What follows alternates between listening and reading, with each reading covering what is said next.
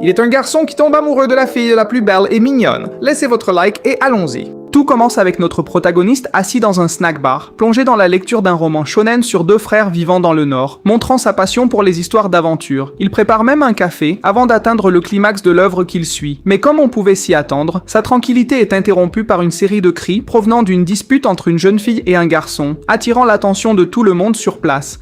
Curieusement, le protagoniste connaît les deux personnes impliquées, car ce sont ses camarades de classe. La jeune fille en question s'appelle Hana Yanami, une fille aux cheveux bleus, et le garçon est Suzuki Akamada. Avec la curiosité éveillée, il décide de rester assis et d'écouter ce qui se passe, tout comme les autres autour. Pendant la conversation, il découvre qu'une certaine Karen part pour l'Angleterre et qu'Anna essaie de convaincre Suzuki de la poursuivre. Cela amène le protagoniste à réaliser qu'Anna avait aussi des sentiments pour Suzuki, mais malgré cela, elle préférait le voir essayer de conquérir Karen, le laissant suivre son chemin, même si le garçon s'excusait de ne pas pouvoir rendre ses sentiments.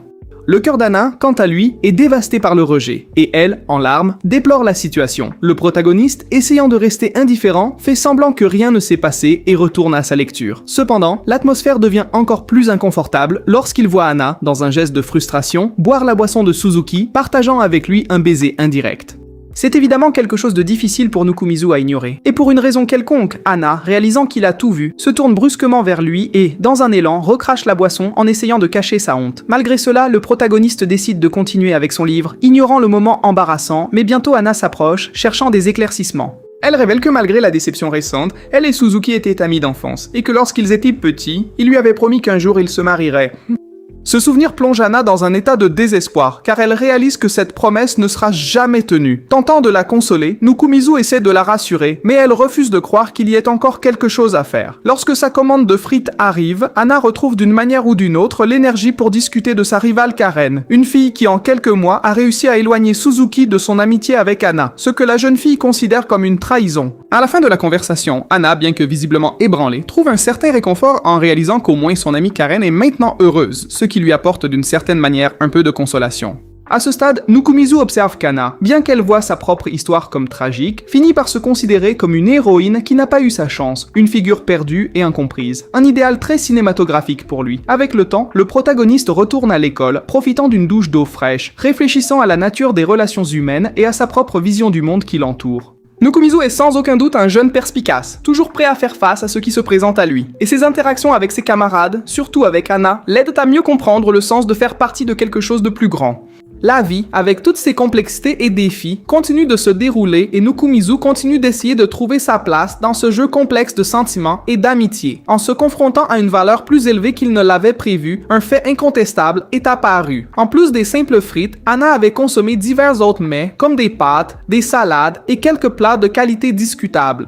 Ce détail a amené le protagoniste à insinuer que la dette pourrait, d'une certaine manière, être inversée. Anna, quant à elle, a souligné qu'elle ne mangeait pas de manière impulsive, suggérant quelque chose de sous-entendu et audacieux, comme un échange de faveurs dans un contexte de provocation amoureuse. Ce qui semblait indiquer, c'était qu'à ce moment-là, la proposition serait menée avec une touche de provocation subtile. Dans ce laps de temps, Anna, se proposant de préparer le déjeuner, a révélé une intention d'aider malgré son manque d'expérience culinaire. Même ainsi, le protagoniste a cédé, acceptant l'offre de le préparer pour elle de manière quotidienne, jusqu'à ce que la dette soit complètement réglée. À contre-cœur, il a dû accepter cette condition. Bientôt, une autre figure féminine apparaît, une fille timide, membre d'un club littéraire, qui cherche le protagoniste avec l'intention de discuter d'un sujet lié au groupe. Étonnamment, il finit par devenir membre du club, bien que sa présence soit pratiquement inexistante, tellement que, avant même de s'inscrire officiellement, il s'enthousiasmait déjà en voyant son nom sur le registre. Le conseil étudiant, remarquant son absence, a décidé d'intervenir, le faisant reconsidérer sa participation aux réunions. Ainsi, le protagoniste se vit contraint de visiter le club, où il eut son premier contact avec Koto, la vice-présidente. Elle, en prenant connaissance de la situation, l'avertit qu'il pouvait lire n'importe quel livre qu'il souhaitait, à condition d'éviter Daimishima, une œuvre qu'elle lui conseilla expressément d'ignorer. Cependant, en ignorant le conseil, il tomba sur une illustration d'un jeune couple s'embrassant passionnément.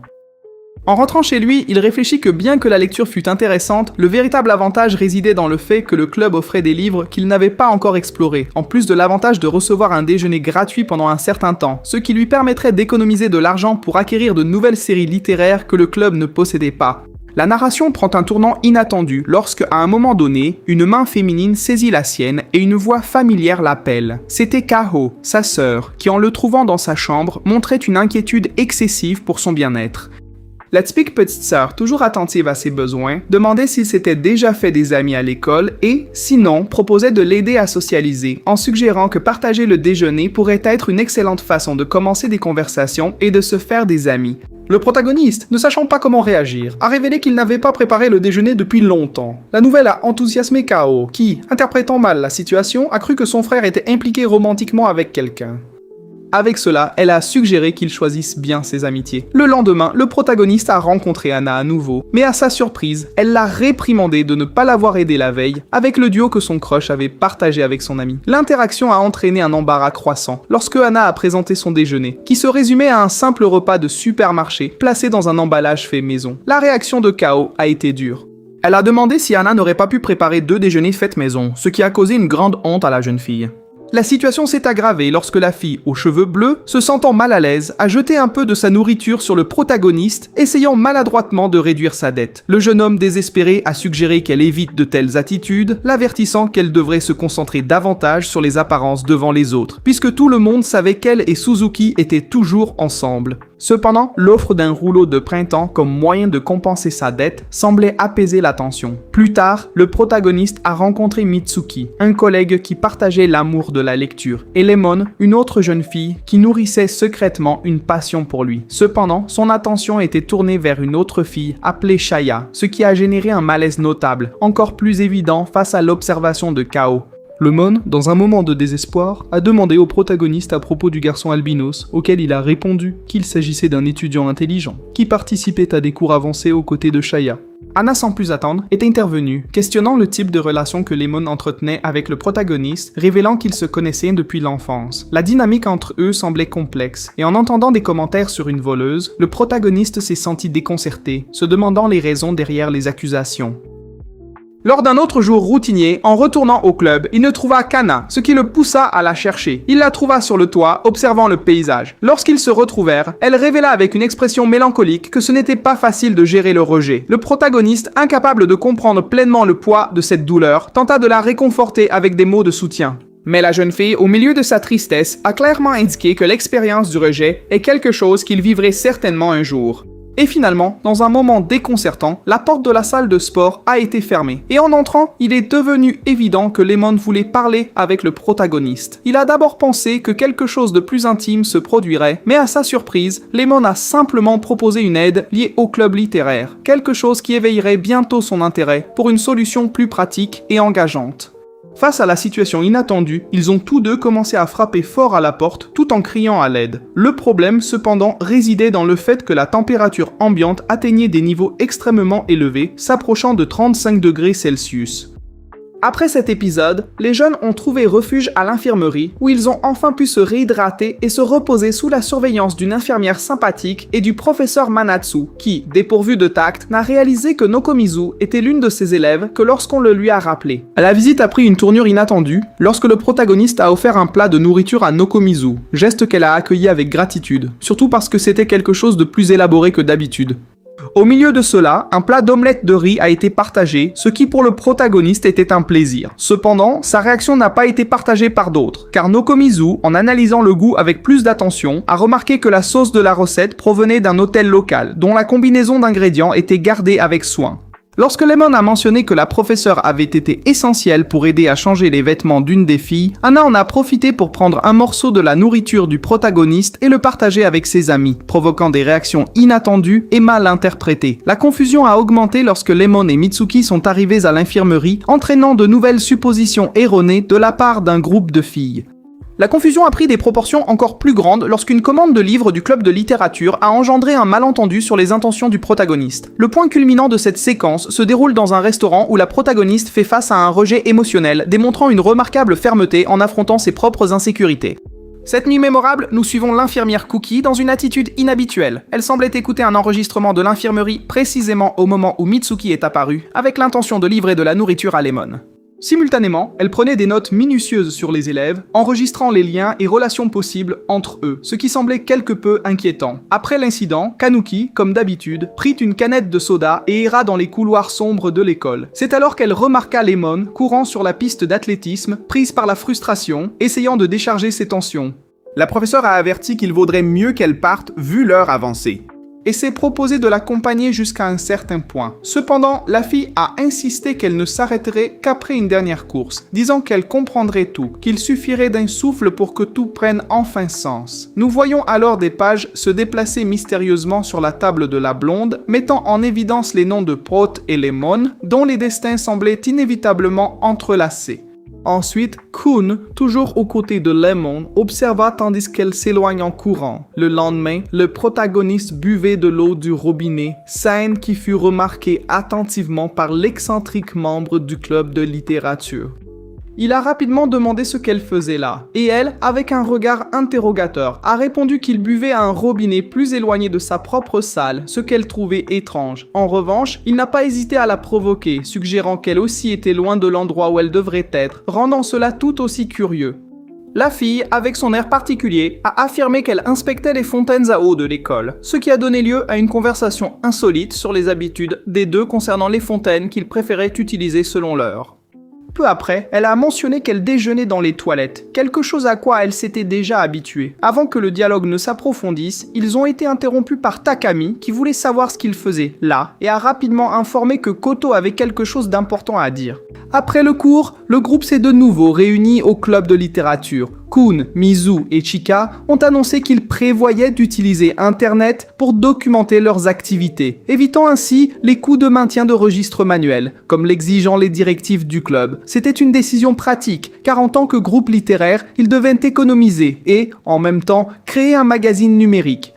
Pendant ce temps, Koto a révélé que le week-end, il ferait un campement dans une maison, ce qui a causé un certain inconfort chez certains membres, surtout chez le protagoniste, qui a affirmé être surchargé par d'autres engagements. Malgré cela, Koto a insisté, expliquant que l'activité appelée démission se référait à un type de retraite créative où les écrivains s'isolaient pour produire du contenu. L'idée a été acceptée avec le temps et ils ont rapidement commencé à échanger des idées sur les intrigues possibles à développer pendant le campement. Koto a suggéré de travailler sur un thème plus audacieux, ce qui a suscité l'enthousiasme du groupe. Cependant, avant que les plans n'avancent, une figure énigmatique est apparue de l'intérieur de l'armoire. Une fille albinos à l'apparence excentrique. La vice-chef a immédiatement demandé depuis combien de temps elle était là, mais la visiteuse semblait plus intéressée à accomplir sa tâche de présenter des documents et de vérifier si les clubs étaient en conformité avec les normes. Cet albinos, bien qu'énigmatique, agissait comme superviseur du conseil étudiant chargé d'inspecter les clubs et de s'assurer qu'ils respectaient les normes établies. Plus tard, le protagoniste a de nouveau rencontré la jeune fille aux cheveux bleus et a partagé avec elle ses plans pour le week-end avec le groupe. Elle, attirée par la proposition, a imaginé que le camp serait comme des vacances improvisées. Cependant, le protagoniste ne voyait pas les choses de cette manière, car l'objectif principal était l'isolement pour se consacrer au travail littéraire. Soudain, Anna, avec un air inquiet, mentionna qu'elle devait aller quelque part, surprenant le protagoniste. Ensuite, elle commença à se confier sur un drame personnel impliquant le garçon qu'elle aimait.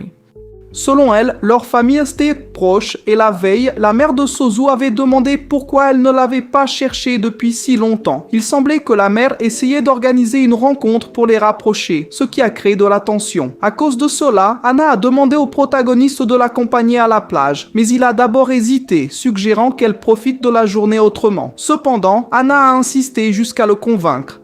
Peu après, le protagoniste a croisé la fille excentrique de la littérature dans une librairie où elle feuilletait des mangas à la recherche d'inspiration pour ses propres projets. Peu après, il a rencontré sa sœur cadette, qui était contente de le voir enfin socialiser. Finalement, tout le monde s'est réuni pour l'événement au bord de la mer, où la tension entre les présents ne faisait qu'augmenter, tandis qu'il essayait de calmer sa faim. Le groupe de filles s'amusait avec les feux d'artifice, tandis que le protagoniste, plongé dans ses réflexions, savourait la viande juteuse avec plaisir. Anna, quant à elle, se consacrait à griller des marshmallows, une friandise qui, pour elle, passait avant tout jeu. Autour, des regards attentifs suivaient chaque instant, et une jeune fille observait en silence. Peu après, cette fille a réagi de manière dramatique et a réprimandé son crush pour l'avoir sauvé, affirmant qu'il avait exposé sa main et qu'elle aurait préféré avoir une marque sur le visage, car selon elle, personne ne faisait attention à elle de toute façon. Le président a rétorqué en disant qu'il ne s'agissait pas des autres, mais d'elle-même. Après tout, c'était son propre visage. La fille émue a commencé à pleurer et avec courage s'est déclarée en lui demandant de sortir avec elle devant tout le monde. Surpris, le président a dit qu'il avait été pris au dépourvu et a demandé du temps pour réfléchir. alors que la fille s'enfuyait. À cet instant, Koto s'approcha de Takami pour lui demander pourquoi il n'avait pas immédiatement refusé, révélant qu'elle avait aussi des sentiments pour lui. Takami répondit sèchement, disant que c'était une affaire entre lui et l'autre fille, ce qui provoqua la colère de son ami d'enfance, qui rappela qu'ils n'étaient que des amis, avant de lui donner une forte gifle au visage et de partir en courant. Pendant ce temps, l'ami du président est allé aux toilettes pour réfléchir à ce qui s'était passé, trouvant tout étrangement familier. Ce qu'il ne s'attendait pas, c'était que peut-être la fille ait une chance, car il n'avait jamais imaginé que Koto pourrait être la perdante de cette histoire.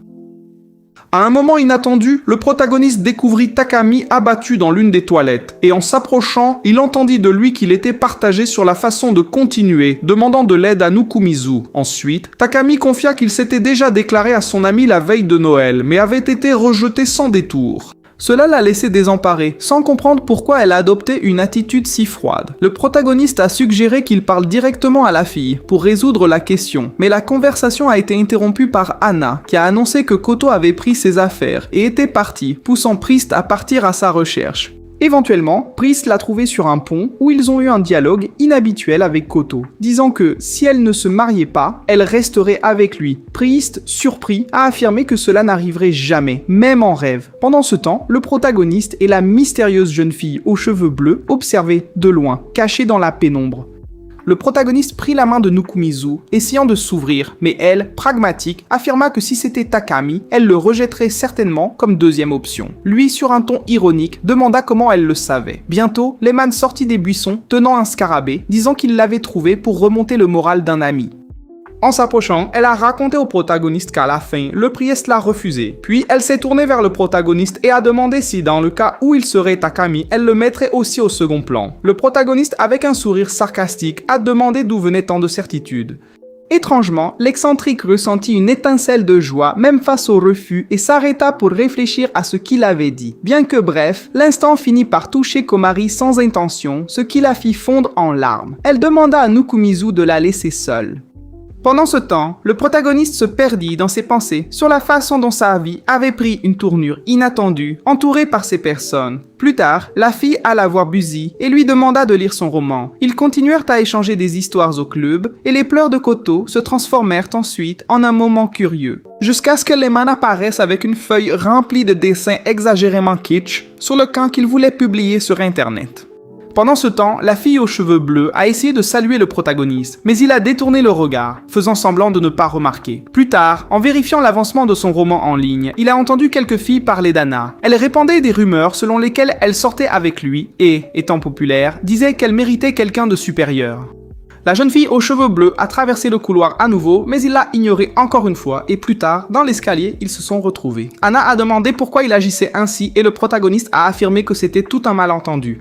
Anna accepta l'explication et voulut savoir ce qu'il y avait au menu du jour, mais Nukumizu dit qu'il n'avait plus besoin de s'en soucier. Elle éleva un peu la voix, demandant si elle avait fait quelque chose de mal, mais le protagoniste nia, expliquant que les rumeurs le dérangeaient.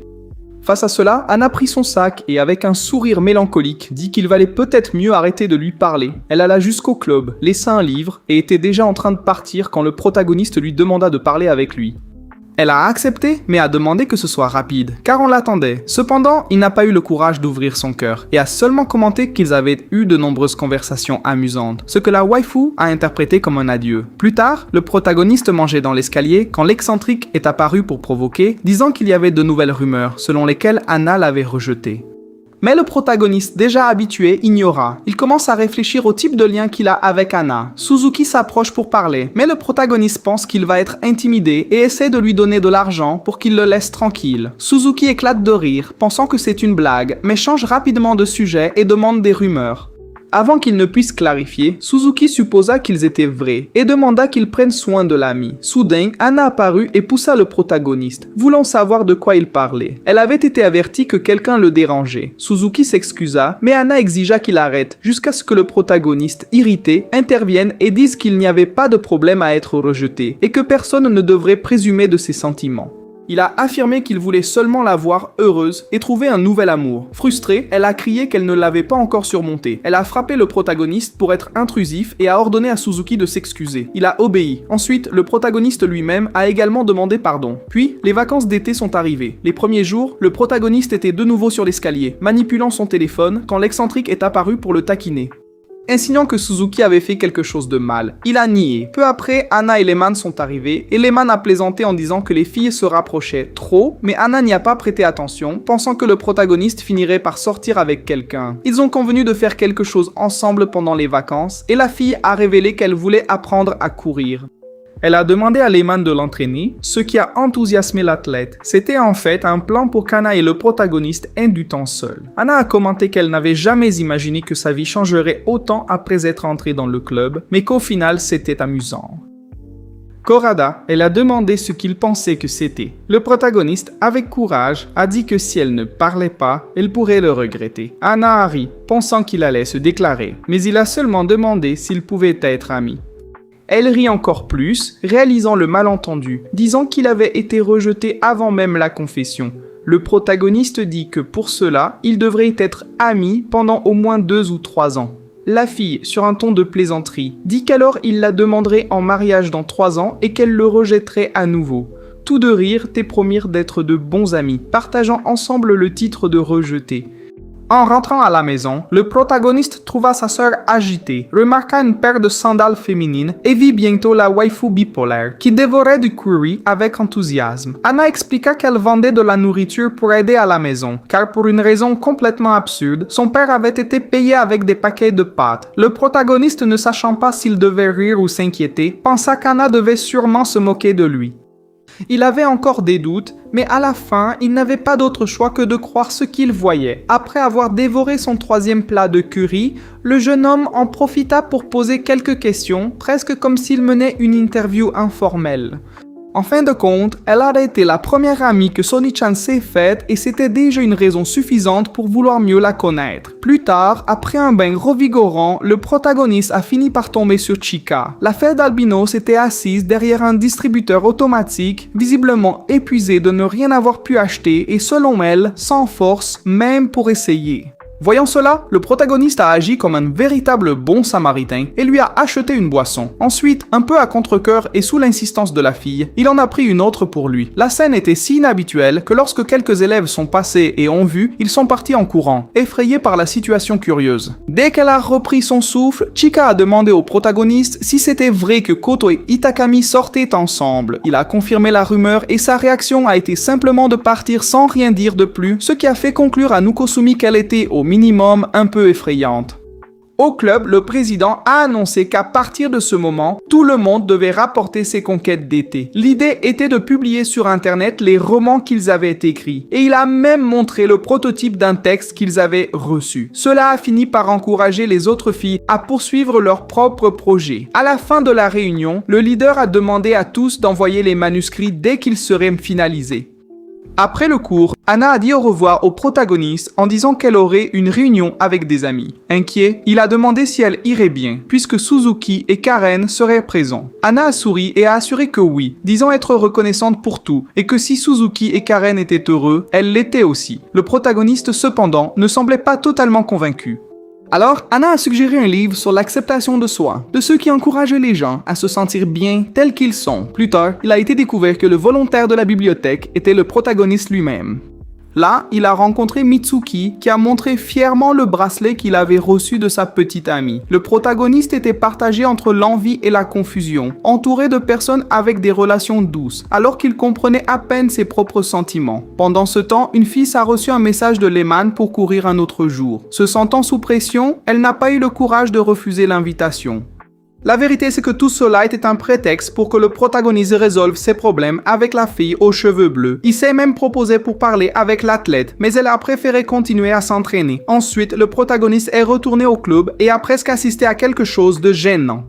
Le man était en train de se changer la même. Il s'est plaint en disant qu'elle aurait dû fermer la porte à clé, mais elle a expliqué que le vestiaire était petit et inconfortable. Pendant ce temps, Nukosumi profitait de la nourriture délicieuse que sa sœur préparait, sans arrêter de poser des questions sur la fille aux cheveux bleus. Elle pensait que tôt ou tard, son frère et la fille finiraient ensemble.